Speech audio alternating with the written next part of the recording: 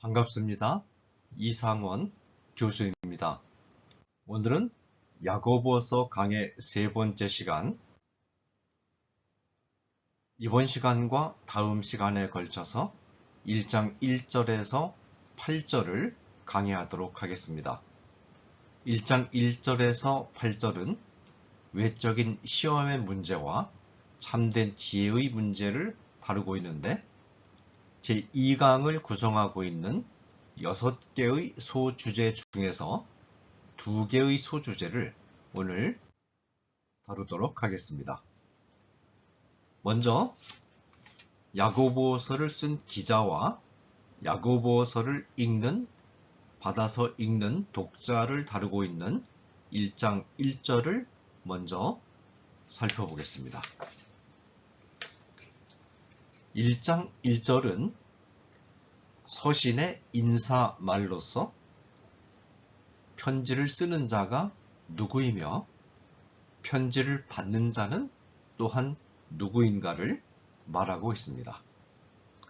하나님과 주 예수 그리스도의 종 야고보는 흩어져 있는 12지파에게 문안하노라. 본문이 밝히고 있는 것처럼 이 서신의 발신자, 즉 이 서신을 쓴 사람은 야고보이며, 이 야고보는 이미 서론에서 말씀드린 것처럼 예수님의 동생 야고보입니다.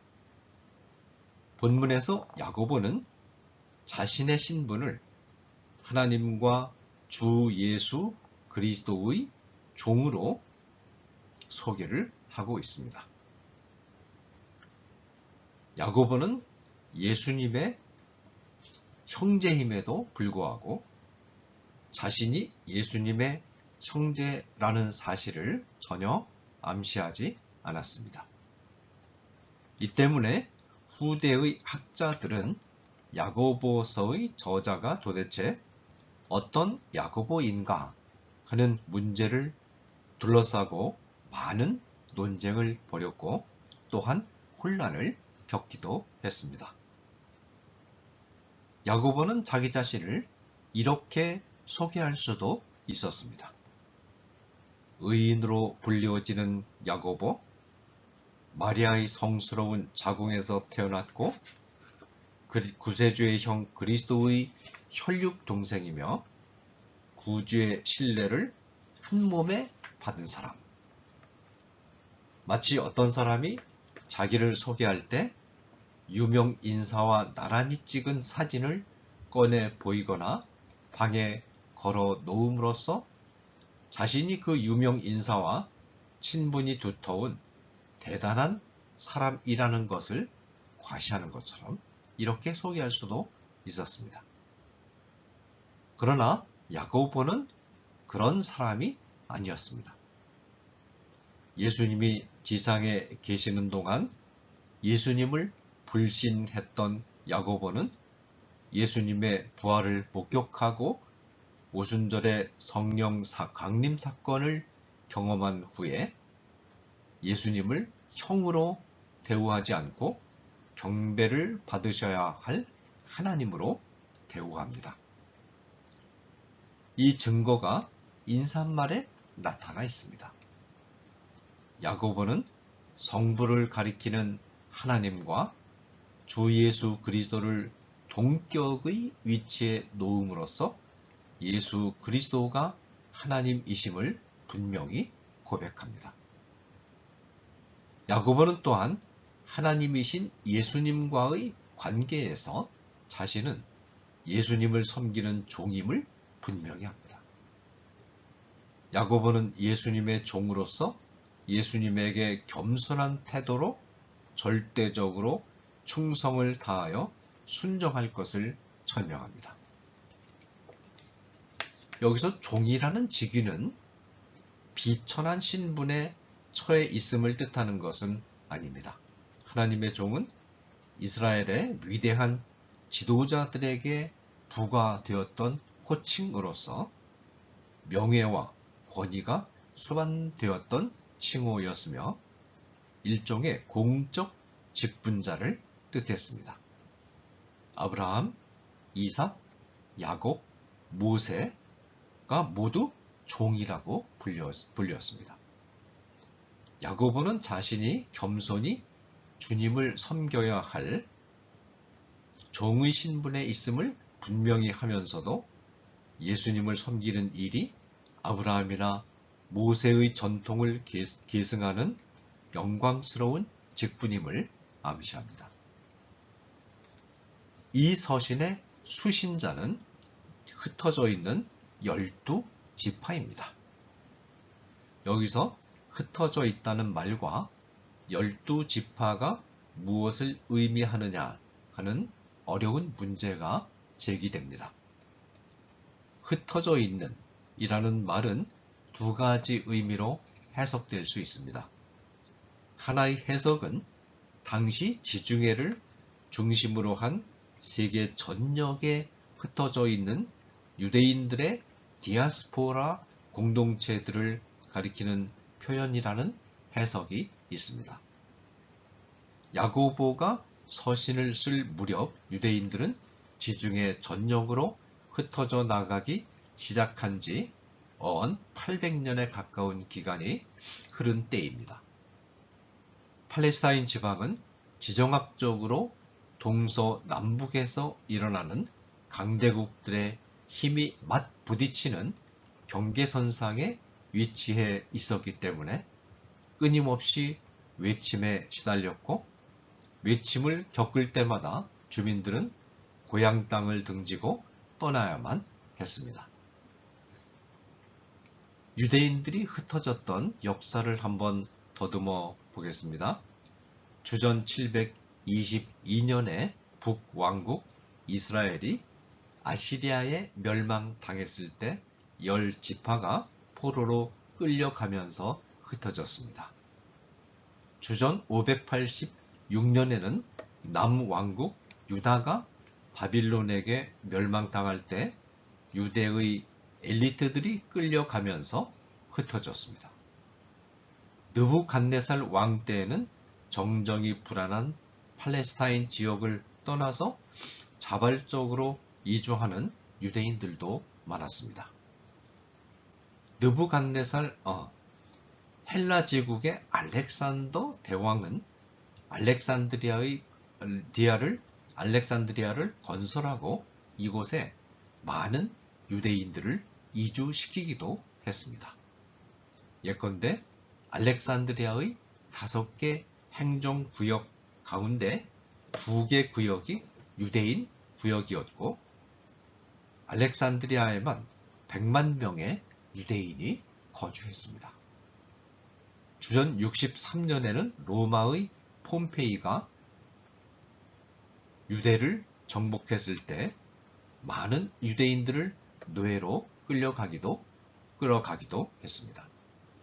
그 결과 야고보 당시에는 사도행전 2장 5절, 9절, 11절이 증거하고 있는 것처럼 지중해 전역에 유대인들의 거주지가 형성되어 있었습니다.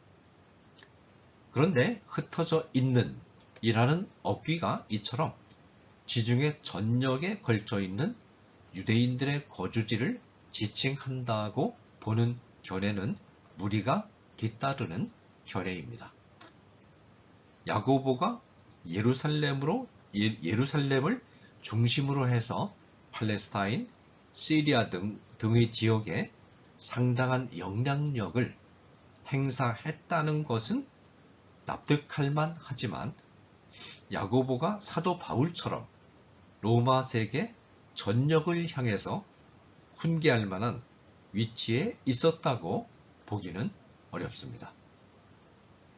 따라서 본문에 흩어져 있는 이라는 어귀는 다른 해석이 필요합니다. 야고보는 아마도 스데반의 순교 사건을 계기로 해서 헬라파 유대인 출신 성도들이 흩어진 사건을 염두에 두고 이 표현을 썼을 것이라고 보는 것이 무리가 없는 해석입니다. 이들은 팔레스타인과 시리아를 중심으로 한 지역들로 흩어지면서 회당을 중심으로 하여 이곳에 있는 유대인들에게 복음을 전했습니다. 야고보가 말하는 12지파는 일종의 상징적인 표현으로서 그리스도인들을 지칭하는 표현입니다. 따라서 야고보는 스데반의 순교로 인해서 일어난 핍박을 피하여 팔레스타인 지방과 시리아 지방으로 흩어져 들어간 유대인 출신 성도들을 생각하면서 이 서신을 썼다고 보는 것이 자연스러운 해석입니다. 이들은 특별히 어려운 여건에 처해 있었습니다. 이들이 동족 유대교인들로부터 거절되고 핍박의 대상이 되었을 것은 자명한 일이었습니다. 뿐만 아니라 로마 당국은 폭력 저항 운동가들인 유대의 민족 해방 운동가들과 같은 부류의 집단으로 이들을 주목하고 있었음이 분명합니다. 따라서 야고보서에는 이들을 위로하고 격려하고자 하는 의도가 나타나 있습니다. 그러나 야고보가 이들에게만 적용될 수 있는 교훈을 쓴 것은 아니고 이들과 함께 신앙생활을 하는 이방인 신자들도 배려하면서 모든 성도들이 다 들어야 할 보편적인 도덕적 가르침을 서술했다고 보는 것이 타당합니다. 자, 그 다음에 1장 2절에서 4절을 중심으로 해서 시험을 만날 때 기뻐해야 하는 3가지 이유라는 주제로 함께 본문을 살펴보겠습니다. 야고보서는 1절에서 편지를 보내는 자와 받는 자를 간략히 소개한 다음 곧바로 본론으로 들어가 기독교인들의 신앙생활에서 무거운 비중을 차지하는 중요한 주제들을 다루기 시작합니다. 제일 먼저 등장하는 주제는 시험의 문제입니다. 야고보가 이처럼 단숨에 시험의 문제를 다루기 시작하는 이유는 이 서신의 1차 수신자들인 팔레스타인 지방의 유대인 출신 기독교인들이 겪는 시련이 야고보의 마음속에서 큰 부담으로 자리하고 있었기 때문입니다. 2절에서 4절까지의 짧은 단락은 기독교인들은 어떤 마음가짐으로 시험을 만나야 하며 하나님께서 시험을 주시는 목적은 무엇인가를 제시합니다. 먼저 2절을 읽어보겠습니다. 내 형제들아, 너희가 여러 가지 시험을 만나거든 온전히 기쁘게 여기라. 야고보는 내 형제들아 라는 호칭으로부터 시작합니다. 초대교회에서는 기독교인들을 형제들로 호칭하는 것이 상례였습니다. 내 형제들아 라는 호칭은 팔레스타인 지역에 퍼져 있는 성도들, 나아가서는 편지를 읽는 성도들을 향한 야고보의 따뜻한 애정이 담긴 호칭입니다. 동시에 이 호칭은 성도들의 공동체는 혈연 관계가 아니면서도 혈연 관계에서 볼 수 있는 것과도 같은 영적인 끈에 의해서 맺어진 공동체요, 구성원들이 그리스도 안에서 평등한 관계를 맺고 있는 공동체임을 시사합니다. 그런데 성도들은 여러 가지 시험을 만난다고 야고보는 말합니다.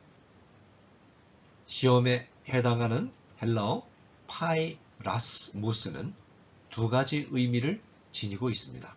하나는 인간의 내면 세계에 찾아오는 유혹이라는 뜻을 가집니다. 영어로 temptation이라고 표현합니다. 이 유혹은 악한 생각과 행동을 부추기는 내면의 소리입니다.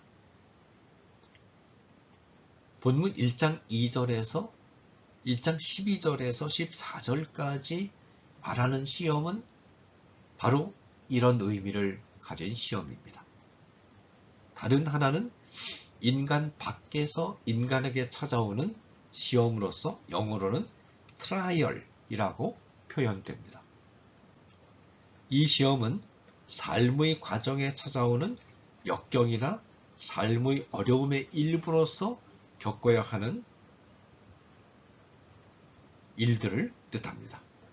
가난으로 인해서 시달리는 것이나 예수님을 믿는 일 때문에 핍박을 받는 것이나 질병에 시달리는 것이 모두 여기 해당합니다.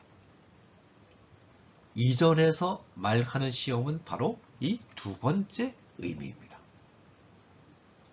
야고보가 시험이라는 단어 앞에 여러 가지라는 형용어를 붙인 것으로 볼 때 야고보는 이 본문에서 어떤 특정한 한두 가지 시련만을 염두에 둔 것이 아니라 성도들이 세상을 살아가면서 만나게 되는 모든 종류의 시련을 포괄적으로 지칭하고 있다고 볼 수 있습니다. 여기서 우리는 성도들이 여러 가지 시험을 만난다고 할 때 사용한 동사에 주목할 필요가 있습니다. 파리핍토라는 헬라어의 번역어인 만난다라는 말은 전혀 예측하지 못한 상태에서 불시에 어떤 일을 당하는 것을 뜻합니다. 누가복음 10장 30절부터 37절에 있는 선한 사마리아인의 비유에서 어떤 사람이 예루살렘으로부터 여리고로 내려가다가 강도를 만났다고 했을 때 만났다는 동사가 바로 파리핍토입니다. 이 사람은 예측할 수 없는 상태에서 불시에 강도를 만났습니다. 파리핍토는 또한 갑자기 떨어진다는 뜻을 지닙니다. 어떤 사람이 길에 깊은 구덩이를 파놓고 그 위에 나뭇가지를 살짝 걸쳐놓은 다음 흙으로 덮어놓았습니다. 그런데 어떤 사람이 아무런 생각 없이 걸어가다가 기리거니 하고 발을 디뎠는데 그만 이 함정 속에 빠지고 말았습니다. 이때의 상황이 파리핍토입니다. 요약하면 성도들에게도 여러 가지 형태의 외적인 시험이 예고 없이 갑자기 깊은 함정에 떨어지는 것과 같은 모습으로 찾아옵니다. 살아가면서 외적인 시험을 만난다는 점에서 기독교인들과 비기독교인들 사이에 별다른 차이가 없습니다. 그런데 야고보는 외적인 시험이 예고 없이 찾아올 때 그 시험으로 인해서 슬퍼하고 낙심하지 말고 온전히 기쁘게 여기라 라고 명령합니다. 이 말을 직역한다면 큰 기쁨을 생각하라고도 번역할 수 있습니다. 크게 기쁜 일들이 곧 찾아올 것이라는 말입니다. 여기서 우리는 예수님의 말씀의 메아리가 야고보에게서 울리고 있음을 보게 됩니다. 나를 인하여 너희를 욕하고 핍박하고 거짓으로 너희를 거스려 모든 악한 말을 할 때에는 너희에게 복이 있나니 기뻐하고 즐거워하라. 하늘에서 너희의 상이 큼이라.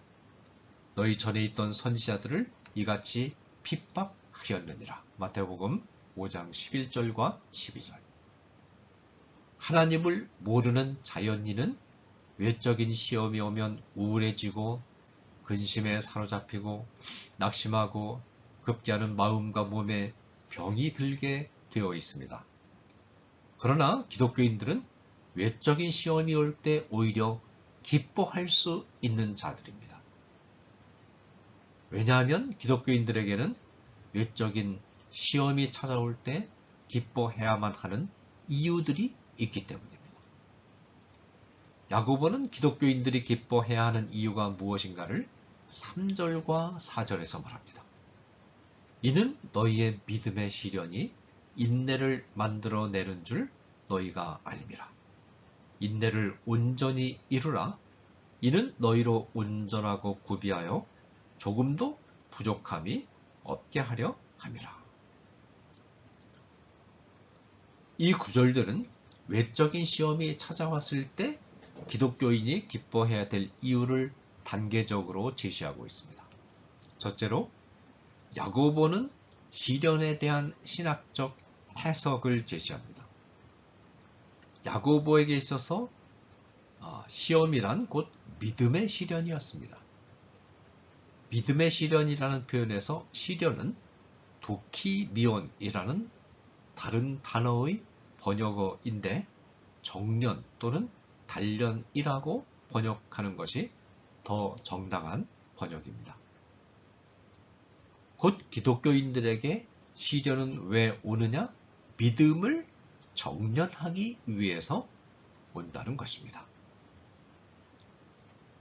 정련한다는 뜻을 지닌 도키미오는 금이나 은을 불 속에서 재련하는 모습을 묘사한 단어입니다. 이 단어는 신약성경에서는 딱 두 군데에서만 사용되었는데 다른 한 곳은 베드로전서 1장 7절입니다. 이 구절에서는 이 단어가 금의 재련이라는 비유를 통해서 믿음을 단련시키는 모습을 묘사하는데 사용됩니다. 너희 믿음의 시련이 불로 연단하여도 없어질 금보다 더 귀하여. 특히 70인역에서 시편 12편 6절과 잠언 27장 21절을 번역할 때 도키미온을 사용했는데 이 본문들도 금, 은의 재련을 묘사한 본문들입니다. 우선 우리는 신학자 무가 말한 것처럼 야고보가 정련, 즉 도키미온 하는 과정을 통해서 얻는 믿음을 생성해내는 것이 아니라 이미 있는 믿음을 다듬는 것에 대해서 말하고 있다는 사실에 주목해야 합니다. 이것은 야고보서의 서술 목적이 어디에 있는가를 확인시켜 줍니다. 야고보서는 이미 믿음을 가진 자들 곧 기독교인들을 전제하고 기독교인들의 믿음을 보다 더 온전하게 다듬는 방법을 제시하는 책입니다. 성도들이 신앙생활을 시작할 때 하나님으로부터 받은 믿음은 마치 원석과도 같습니다. 원석 안에는 필요한 광물질들이 이미 다 들어 있습니다. 원석은 보화를 담고 있는 매우 소중한 것입니다. 그러나 원석이 생활 속에서 유용하게 쓰이기 위해서는 정련의 과정을 거쳐야 하는 것처럼 우리가 신앙생활을 시작할 때 하나님으로부터 받은 믿음은 아주 순수하긴 하지만 시련을 통한 정련의 과정을 거쳐서 다듬어져 나와야 비로소 하나님의 나라를 위해서 쓰임 받을 수 있는 믿음이 됩니다. 정련의 과정을 거치면서 원석 속에 쓸데없는 물질들이 들어있음을 발견하게 되는 것처럼 우리는 시련을 통한 정련의 과정을 거치면서 우리의 믿음과 뒤섞여 있는 부패한 죄성과 인간의 연약성을 발견합니다. 정련의 과정에서 이렇게 발견된 이 물질들이 분리 제거되고 순수한 보화만이 남는 것처럼 시련을 통한 정련의 과정을 거치는 동안 하나님을 향한 믿음 속에 교묘하게 뒤섞여 있던 인간적인 부패하고 죄된 요소들이 분리되고 하나님을 향한 순전한 믿음만이 남게 됩니다. 만일 진정한 믿음이 아니었다면 정련의 과정을 거치면서 불에 타 없어져 버리고 말 것입니다.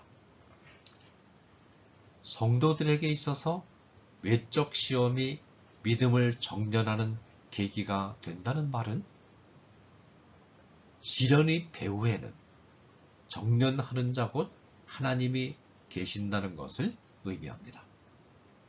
환난을 주시는 자는 하나님이십니다. 욥은 욥기 6장 4절에서 자신에게 찾아온 고통을 보고 전능자의 살이 내 몸에 박혔다고 말하고 있는데, 이 고백은 자신에게 찾아온 고통의 배후에 하나님이 계심을 고백하는 것입니다. 고통의 배후에 하나님이 계시며 하나님은 선하신 하나님이라는 사실이 성도들이 고통 속에 있으면서도 희망을 잃지 않는 근거가 됩니다. 아브라함이 독자 이삭을 바치기 위해서 모리아산을 올라가는 고통 속에서도 희망을 잃지 않을 수 있었던 것은 그 명령이 자신이 전적으로 신뢰하는 선하신 하나님에게서 나온 명령이기 때문입니다. 선하신 하나님은 성도들이 불시에 만나는 시련을 성도들의 믿음을 정련시키는 기회로 사용하십니다.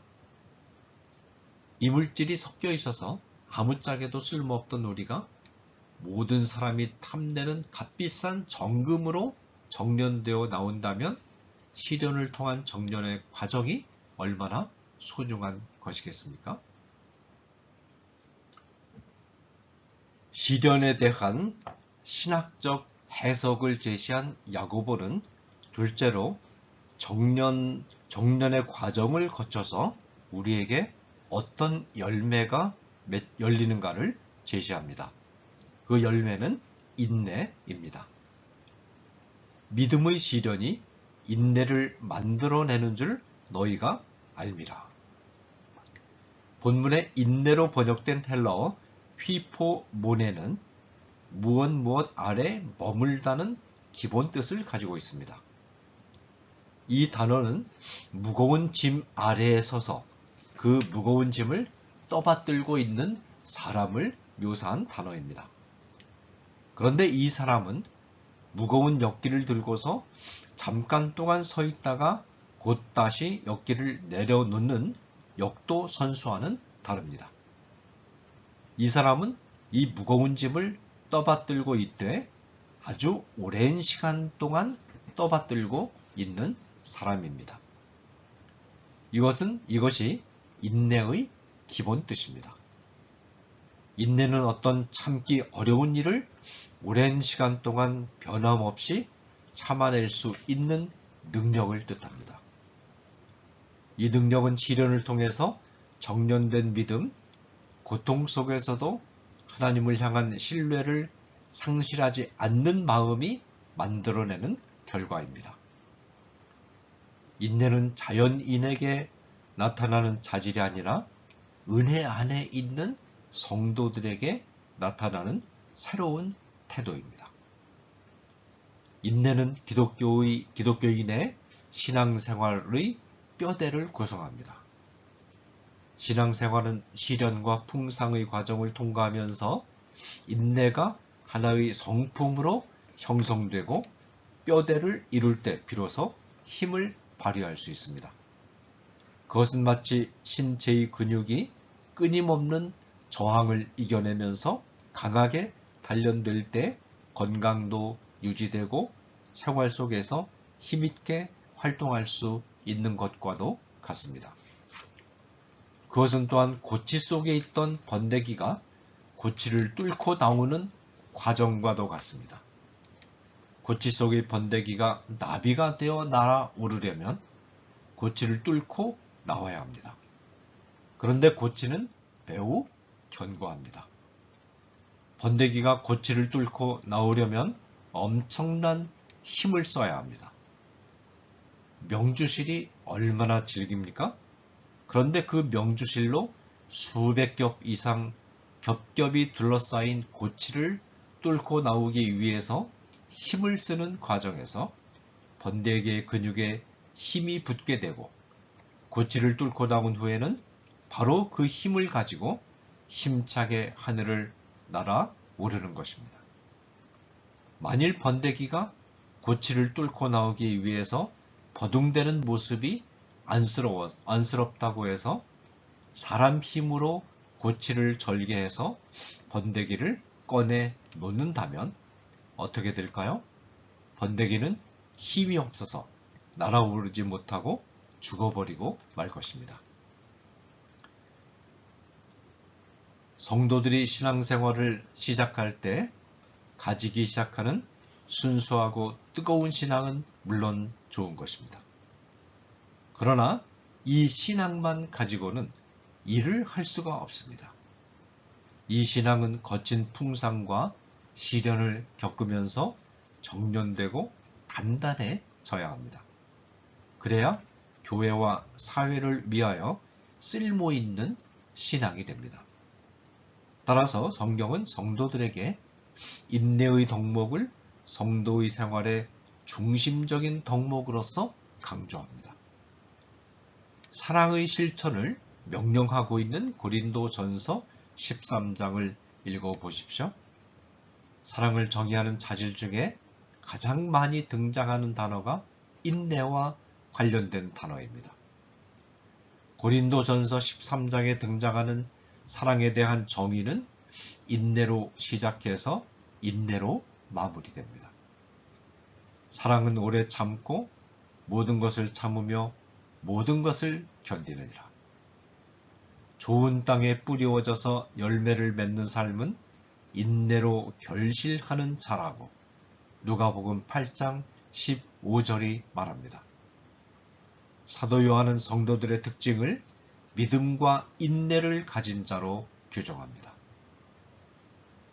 세 번째 마지막 단계는 성도에게 인내가 갖추어지고 인내하는 태도를 끝까지 견지하면 마침내 온전하고 구비하여 조금도 부족함이 없는 성품을 갖출 수 있게 되는 것입니다.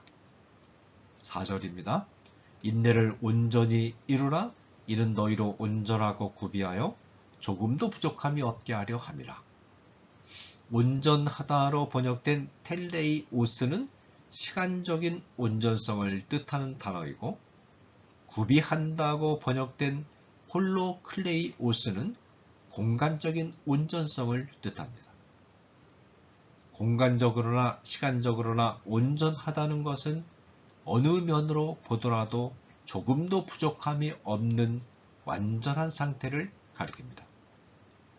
여기서 우리는 다시 야고보에게서 그러므로 하늘에 계신 너희 아버지의 온전하심과 같이 너희도 온전하라고 명령하신 마태복음 5장 48절에 예수님의 말씀이 울려나고 있음을 확인할 수 있습니다.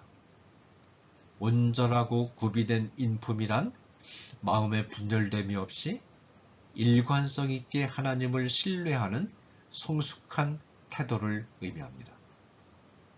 성도들이 시험을 받을 때 이 시험을 믿음을 단련시키기 위하여 하나님이 주시는 소중한 기회로 받아들이고 인내로서 이 시련의 한때를 잘 이겨내는 훈련을 하게 되면 그 속에서 우리의 인품이 온전한 모습으로 형성되어 갑니다. 어떤 인품이 형성됩니까? 분열됨이 없이 하나로 통일된 마음으로 하나님을 신뢰하고 인간을 대하는 인품이 형성된다는 것입니다. 하나님을 신뢰하면서도 마음 한편으로는 불신하고 하나님께 예배 드리면서도 마음 한편으로는 딴 생각하고 사람과 관계할 때도 상대방을 배려한다고 말하면서도 마음 한편으로는 나쁜 생각을 품는 이중적이고 위선적인 생각과 행동을 하지 않게 된다는 것입니다. 단순한 마음으로 하나님과 사람을 대하게 됩니다. 물론 이런 모습이 현세 안에서 완전하게 이루어진다는 뜻은 아닙니다.